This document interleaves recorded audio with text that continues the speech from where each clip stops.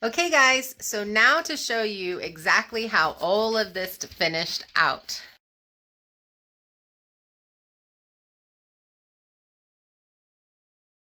It is working. We are having some issues with a little bit of rain leaking in that's running along the side of the shipping container and then comes down, and that's going to happen regardless if this was up or not. So that is probably our only issue. You can see behind me, it extends all the way through the RV. But I've got to turn on my trusty light because I can't see anything in there.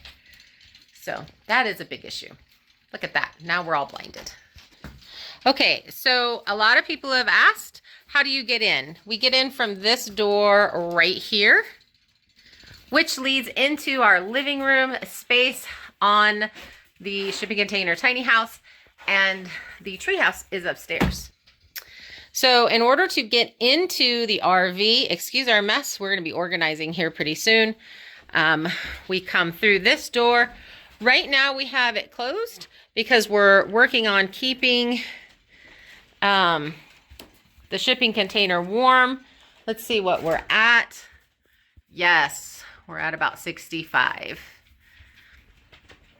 So it has not actually gotten, so what's happening is this is becoming a place where we're storing all of our stuff that we're using to build with and all of that. We do have this little space heater that we started using. It is really cold in here right now. But as you can see, we put pink foam insulation all the way around, spray foamed in it, all of that kind of stuff. So it is insulated, and the floor is insulated also. And then for stability, we added these two shorter pallets that, you know, keep it from swaying back and forth. And it is really, really stable. So here's what's happened with our step down. Again, we just stuffed a whole lot of insulation down there. And I need to go outside and spray from the outside. We have this little stair step that you step onto and into the RV, which is a mess right now. So you guys, it has worked. It has definitely worked. Oh, that's so weird with the light. So it has absolutely worked. When we leave that door open, it pretty much stays at about 55 here in the RV, and then it's bearable. Once you get your pajamas on and you cover up, even when it's been in the teens, it has not been awful. So what I'm going to do now is turn off this light. I want to take you guys outside, so I've got to put my boots on and show you what we did out there.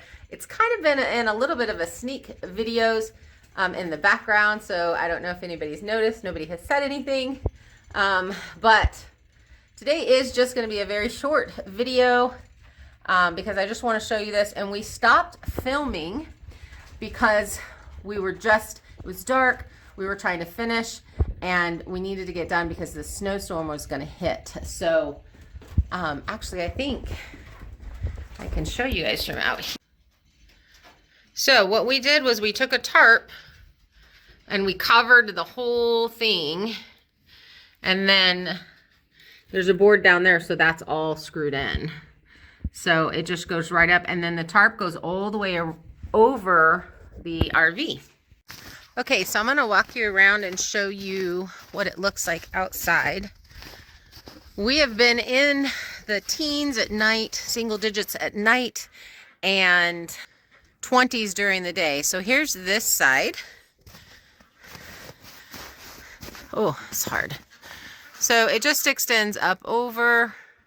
And if we get much more snow, then yes, I'm going to go up there and push it off.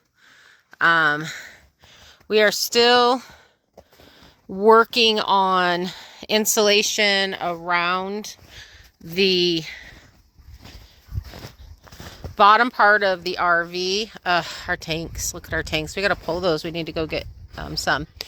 This was up over our bump out here, and I was hoping to stop that from happening, but we had a big windstorm and then a snowstorm, and so it blew it over.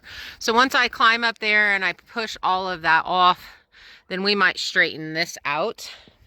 But like I said, we still need to get the insulation underneath the RV done.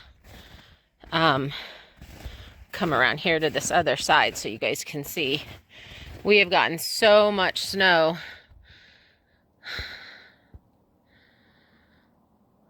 So this part over here where you can see the pink insulation right there, we are going to put OSB on it. And I'm going to spray foam in between the RV and the pink insulation to get a better seal. So hopefully it gets a little bit warmer. But it is working as I thought it would. And like I said, once we get the skirting on around the RV and the floor insulated in the shipping container, I think that's going to make a really big difference, and we'll be able to stay quite a bit warmer. So I'm definitely learning about wood stove heating, and with all of your guys' suggestions, I'm getting better and better. So I just want to really thank you for that. And look at this, is what else has happened.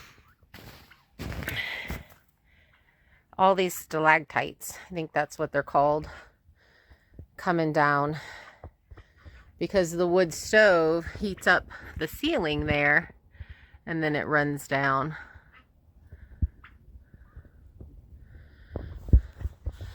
And underneath is over in this corner way over here, there's actually a thing of ice that I'm gonna have to lay on.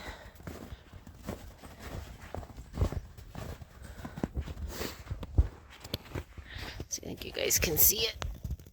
Yeah, there you go. When we're putting the insulation in. So one real big issue is this pile of snow is actually our insulation. It's been covered, but we've got to dig it out and cut it. It's 20 inches wide, and we've got to cut it to 11 inches because then it will fit up in those channels underneath the shipping container. And I'm really excited to see a difference that makes. So you guys, thank you so much for supporting us and following along on our journey. If you have not subscribed, I hope that you will. And if you have suggestions, definitely leave them in the comments. We appreciate them. We read them all. So you guys have a great week. Bye.